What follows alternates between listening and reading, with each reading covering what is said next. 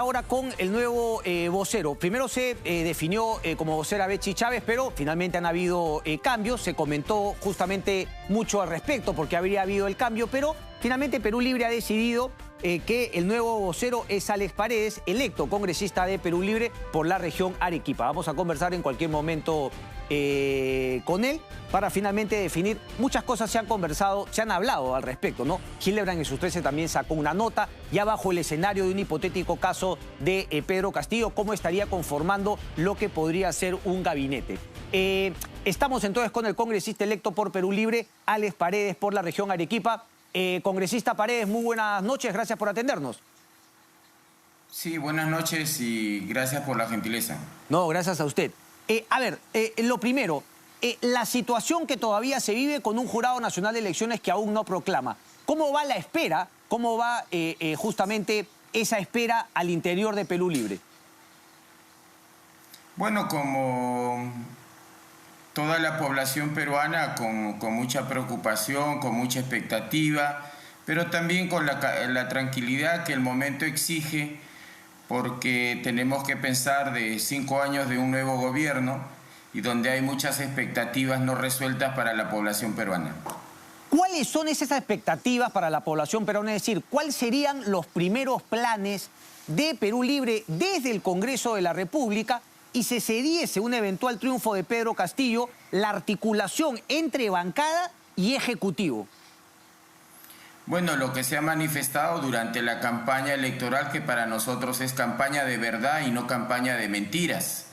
Y ahí están los compromisos con lo que nosotros, los que somos docentes, venimos vivenciando. La inequidad, la discriminación en el ejercicio de este derecho humano a la educación, donde muchos de nuestros estudiantes no tienen instrumento de conectividad, no tienen internet de manera permanente, no hay recursos económicos para pagar el alza del consumo de energía eléctrica, el tema de la salud, en el caso de Arequipa, 2 semanas que no va a haber tránsito, movilización de la gente, la falta de camas UCI, es decir, hay varios aspectos que tienen que ser prioridad y creo que los congresistas, los 130, tenemos que ser coherentes entre lo que hemos dicho en campaña electoral con lo que tenemos que hacer y nos inauguramos coincidentemente con la discusión del proyecto de ley de presupuesto para el año 2022 que lo presenta el Ejecutivo el último día hábil de agosto.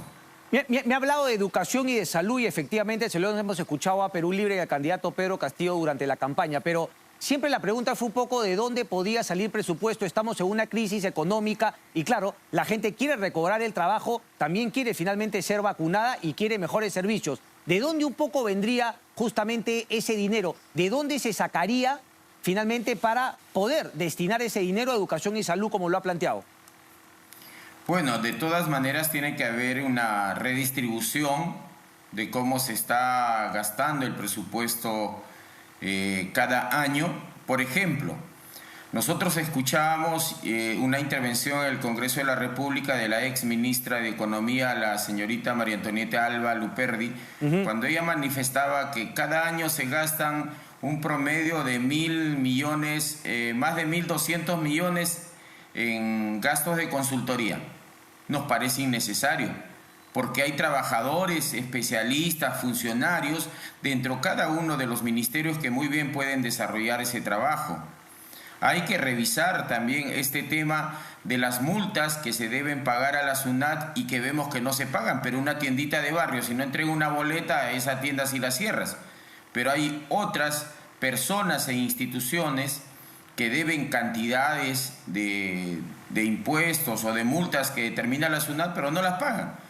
Entonces, creo yo que de todas maneras esta tarea de la educación y la salud, tú entenderás, Cristian, no es solamente de Perú Perú Libre. Eso lo hemos dicho varios candidatos en las diversas regiones. Correcto. Ya me llamó la atención, ya me dio curiosidad, porque no es la primera vez que un representante de Perú Libre me habla de Perú Posible. ¿Usted ha tenido un vínculo anteriormente con Perú Posible, congresista? Porque Pedro Castillo, de hecho, fue candidato a una alcaldía por Perú Posible. Nunca, ni lo tendría. Ni lo tendré. Si Perú Posible ya casi no existe, congresista, tampoco no es ninguna promesa. A ver, le quería preguntar, ¿cómo usted llega a Perú Libre? Porque, a ver, se habla, e incluso Gilio en sus 13 lo recoge, de un grupo de congresistas que estarían más cercanos porque vienen de la creación inicial de Perú Libre, antes Perú Libertario, cercanos a Vladimir Cerrón, y un grupo finalmente que es más cercano a Pedro Castillo porque viene de la docencia, del magisterio. Su caso, entiendo, es más vinculado a Pedro Castillo. ¿Cómo así llegó a candidatear por Arequipa para el Congreso, señor Paredes? Bueno, nosotros somos parte de ese colectivo del magisterio que fuimos convocados por las organizaciones del magisterio para asumir esta candidatura dentro de ese acuerdo que hubo entre Pedro Castillo y el Partido Perú Libre para que por cada región uno de los candidatos sea parte del magisterio. Ese es nuestro origen. Y ese es el apoyo que hemos tenido principalmente, no solamente en Arequipa, sino en las diversas regiones, más el apoyo de la población. Ajá. Y ahora estamos más de 12 maestros que hemos llegado al Congreso y que tenemos el compromiso de cumplir lo que hemos manifestado durante campaña electoral y que es coincidente con lo que ha venido señalando el profesor Pedro Castillo Terrones. Ha venido señalando el candidato Pedro Castillo Terrones, pero usted diría porque han habido discrepancias entre Pedro Castillo Terrones y lo que ha dicho Vladimir Cerrón. Entonces, digamos, ¿ustedes están mucho más cercanos a Pedro Castillo que al señor Cerrón? No, nosotros somos conscientes como personas adultas que somos parte de un partido político nacional Perú Libre, pero también respetamos a los dirigentes y sobre todo respetamos también a nuestro candidato presidencial.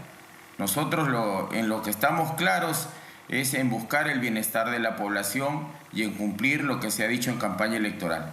Eso es lo que nos une a los 37 congresistas. Ok, pero, por ejemplo, Aníbal Torres, ¿no? Que estuvo antes con Mónica Delta, efectivamente cuestionaba que no se le pida constantemente a Keiko Fujimori el pago de la reparación. Sabemos que mañana hay una audiencia, está vinculada o está involucrada justamente en investigaciones, pero ocurre ahora exactamente lo mismo con Perú Libre y Vladimir Cerrón en el caso de Junín. Entonces, ¿cuál es un poco la situación actual ante lo que va apareciendo de Vladimir Cerrón? Es decir, ¿ustedes se paran del lado de la ley, que las investigaciones se hagan y finalmente se defina? ¿O cree que esto, como dice Vladimir Cerrón y algunos miembros de la bancada que usted compone ahora de Perú Libre, pues dicen que esto es una persecución política contra el señor Vladimir Cerrón? Su postura al respecto, por favor.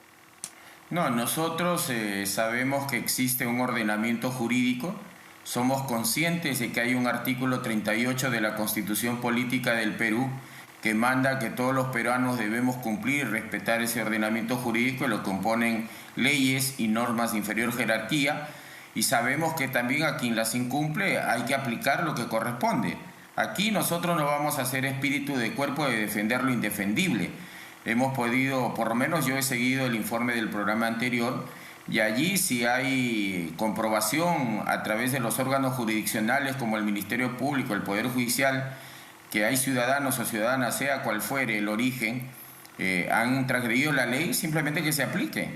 Es así de sencillo. O sea, Okay. Aquí la ley no se puede aplicar con discriminación. Tal cual. Pero ¿qué impacto tendría políticamente? Porque claro, la ley no se tiene que aplicar a todos por igual, pero cuando aplica a algunas personas que tienen una participación importante en un partido político, es inevitable que pueda llegar hasta el partido político si es que no se toma una decisión al respecto. ¿Usted cree que eso podría pasar? ¿Alguna decisión se tendría que tomar en Perú Libre?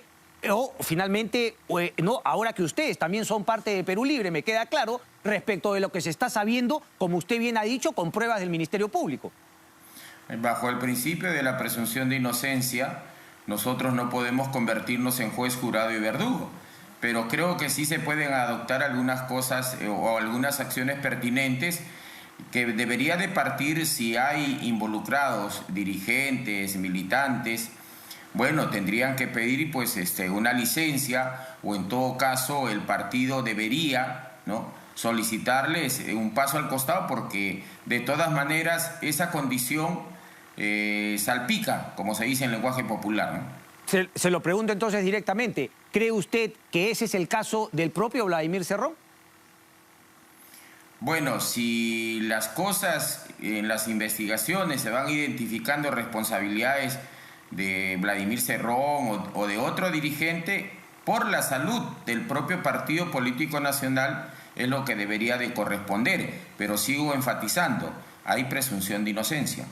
Ok, bueno, ya tiene una sentencia, es cierto, ¿no? Finalmente, ¿no? Con prisión suspendida, pero tiene 22 casos más y con lo que se ha sabido de dinámicos del centro, pero por ahora le parece que sería muy pronto todavía, necesitaría alguna otra sentencia, alguna otra prueba. Bueno, nosotros consideramos que ya las decisiones de las personas y del partido corresponden a quienes están allí, ¿no? Ok. Me quedó la curiosidad, congresista, cuando usted dijo que el acuerdo, cuando Pedro Castillo decide ser candidato a la presidencia por Perú Libre, fue que en cada una de las regiones iba a haber un candidato al Congreso, justamente del grupo de maestros de donde proviene también Pedro Castillo. En Arequipa o en otras regiones, por ejemplo, candidateó usted por el grupo de maestros, pero también, digamos, otros que representaban a un Perú Libre más cercano a Vladimir Cerrón, más cercano, digamos, al partido que se creó en Junín. Sí, han habido, obviamente, creo que es el derecho natural de los militantes del Partido Político Nacional Perú Libre, han participado y han sido electos, como que también hemos sido electos algunos maestros y otros no lo han sido. Y somos parte de los 37 congresistas que hoy representamos a Perú Libre. ¿Y usted desde cuándo forma parte de Perú Libre? No, yo soy invitado, no soy militante. Y de los maestros, por ejemplo, que han sido electos congresistas, ¿la mayoría son también como usted invitados o se han hecho algunos miembros de Perú Libre? La mayoría somos invitados. Ok. Ahora, ¿dónde está el candidato Pedro Castillo en estas semanas, congresista? ¿Ha tenido ocasión de usted conversar con él? Se lo pregunto, me queda la duda, no me queda claro si está en Arequipa. Arequipa también está, digamos, en una situación complicada por el tema de la pandemia, pero si es que finalmente ha podido conversar recientemente con Pedro Castillo. Sí, nosotros tenemos contacto permanente con el profesor Pedro Castillo, por obvias razones de coordinación como parte de Perú Libre, ¿no? Y del trabajo que tenemos que realizar de manera coordinada tanto el Poder Ejecutivo como el Poder Legislativo. ¿Qué coordinaciones? Me llama la atención porque me dice Poder Ejecutivo y era justamente, digamos, en el fuero interno, ¿ustedes creen que Pedro Castillo es el ganador o de alguna manera? Porque también lo que se ha cuestionado es que se haya autoproclamado. Parece, según la data, hay de hecho 44.000 votos a favor de Pedro Castillo, pero se dice que hasta esperar la proclamación del Jurado Nacional de Elecciones, esto no debería darse. Pero por lo que usted me cuenta en la interna, ya se empieza a dar esto por hecho y empiezan a haber coordinaciones entre lo que sería un Ejecutivo y el Legislativo de Perú Libre. Bueno, nosotros tenemos como última referencia sobre el proceso electoral lo publicado por la OMPE sobre el 100% de las actas contabilizadas. Y somos conscientes de que todavía falta la parte final, que es lo que tiene que hacer el órgano correspondiente, que es en este caso el Jurado Nacional de Elecciones a través de la proclamación. Ok, digamos esa es la parte, ¿no?, del Jurado Nacional de Elecciones, pero le preguntaba por esas coordinaciones que ya hacen con Pedro Castillo, ¿no? Finalmente, en el caso el Ejecutivo, ustedes Legislativo, ¿de qué se trata? ¿Cómo se van avanzando esas coordinaciones? ¿Qué temas han tratado? Se lo pregunto porque le hacía la pregunta inicialmente. No sabemos nada de Pedro Castillo. Habló poco durante la campaña. Es cierto, más que todo hacía finalmente mítines al interior del país, pero también se le ha escuchado muy poco desde la semana de la segunda vuelta. Usted entenderá que la campaña desarrollada por el profesor Pedro Castillo es el resultado de los votos obtenidos. Sí. Nosotros hemos hecho lo mismo, acercarnos a la población, recoger sus expectativas, transmitírselas al profesor Pedro Castillo, incorporarlas a todas las propuestas que podían ya estar señaladas. Eso es lo que ha habido. Entonces, las conversaciones que ahora tenemos con él tienen que ver justamente con ver el plan que vamos a desarrollar sobre las prioridades, sobre los primeros 100 días, ¿no es cierto? Y trabajarla de manera concertada con él, ¿no? Y con sus 37 congresistas. Ese es el trabajo que venimos realizando. La alianza de Juntos por el Perú, ¿no? Digamos, es una alianza, ustedes también lo han conversado al interior de las reuniones, me dice que tienen con Pedro Castillo. ¿Cuál es el grado, digamos, de alianza, de compromiso de Juntos por el Perú? Porque hemos visto a dos figuras finalmente de Juntos por el Perú en el plano económico, el señor Dancur y el señor Franque, siempre acompañando a Pedro Castillo. ¿A usted le queda claro que ellos son, digamos, quienes pondrían los técnicos en materia económica si se diese el triunfo del señor Castillo?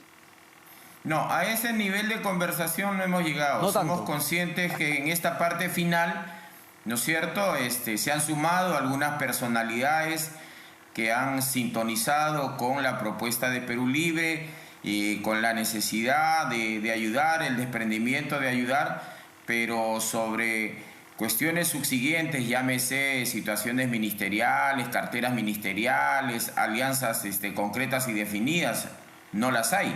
Nos las hubiese comunicado el profesor Pedro Castillo.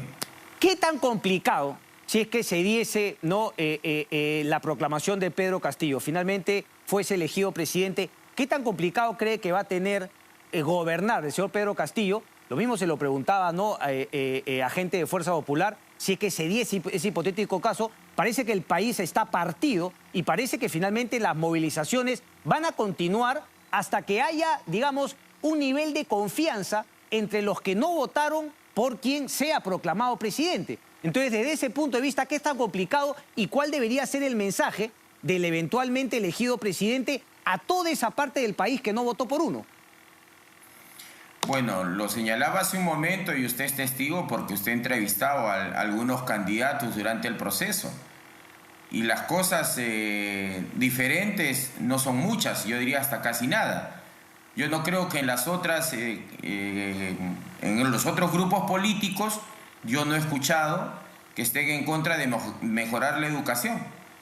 Yo no he escuchado que estén en contra de atender con prioridad la salud, atender este tema de las vacunas, mejorar el sector agrario. Nosotros no hemos escuchado eso. Lo que hay que buscar es sinceridad a la hora de estar en los espacios que correspondan. En el caso de nosotros, en el espacio congresal, bueno, el proceso electoral terminó y ahora juntos a trabajar. Ok, pero le planteo dos palabras que sí generan temor, preocupación en una parte de la población que no ha votado definitivamente por el señor Pedro Castillo. La palabra comunismo y la posibilidad de una asamblea constituyente con una nueva constitución que finalmente apunte en ese sentido, en el comunismo. Y se han dado ejemplos de otros países de la región. Entonces, ¿cómo atacaría esos temores, esas preocupaciones de la mitad de la ciudadanía? La primera, reafirmar lo que se ha venido señalando en campaña electoral. No nos conocen a nosotros, por lo menos los que estamos llegando al Congreso, y nos acusan de comunistas. O sea, no nos acusen de lo que no somos. Si somos sus contendores, exprésense de otra forma o hagan contienda electoral de otra forma, pero no de esa. Segundo, la Constitución política es una obra humana y toda obra humana no es divina, es perfectible. Y si una de las formas de buscar hacer las cosas mejor puede ser una asamblea constituyente, hay mecanismos que lo permiten y hay mecanismos que no lo permiten, y eso está cerrado y firmado en esa proclama por la ciudadanía que lo hizo el profesor Pedro Castillo en abril en el auditorio del Colegio Médico. Correcto. Las cosas y las acciones que se vayan a hacer, y ahí yo también me reafirmo, suscribo completamente, dentro del marco del Estado de Derecho, dentro del marco del ordenamiento jurídico. Correcto. En eso tienen que tener tranquilidad. Nosotros enseñamos en las aulas este tipo de temas. No podemos ser incoherentes en ese sentido. Ahora, usted dice, y con razón no nos conocen, pero la pregunta sería, ¿sienten que han hecho todo el esfuerzo por dejarse conocer? Por ejemplo, claro, usted dirá, no nos acusen de comunistas, pero a Pedro Castillo se le invitó a varios medios de comunicación y no quiso ir. Entonces, la pregunta sería, el pasado no, ahora, ¿no hay algunos mensajes que podrían darse o finalmente dejarse conocer mejor para evitar esos temores o preocupaciones? Y la otra, para terminar, era si es que finalmente pone el tema de la nueva Constitución como prioridad, como puso salud y educación. Esas dos preguntas, congresista, por favor. Si es que pueden hacer algo más para dejarse conocer y para evitar las preocupaciones. Uno. Los votos de las regiones demuestran que la población nos conoce. Y sobre todo a los docentes nos conocen por nuestro desempeño. En segundo lugar, en relación a las prioridades, usted tiene que entender que si uno hace una campaña electoral y ofrece a la población algunas acciones, lo valorativo, ético y deontológico es cumplirlo. Si no, eso se convierte en una mentira y eso es justamente lo que ha desacreditado a la clase política, que cuando hay campaña electoral a nivel nacional, regional, municipal, se dicen las cosas y no se hacen. Sí, pero entonces, ¿cuál tomamos? Porque, claro, el señor Castillo ha dicho algunas cosas y luego se desdijo. Entonces, ¿con cuál deberíamos quedarnos? Porque bajo esa premisa, mucha gente también podrá recordar el tema de la Defensoría del Pueblo, eliminarla, cerrar el Tribunal Constitucional. Entonces, ¿con cuál sí van a cumplir y cuáles no? La proclama que usted mencionó, ¿ese es un elemento para poder ver hacia dónde va un eventual gobierno de Pedro Castillo? Hay una firma de por medio, Cristian, y eso se tiene que honrar. Vamos a ver entonces. Alex Paredes, vocero de Perú Libre, muchas gracias por su tiempo. No, muchas gracias a ti. Cuando usted lo disponga, estamos a su disposición. Esperemos que así sea para un futuro vocero finalmente de Perú Libre, así que vamos a conversar con él.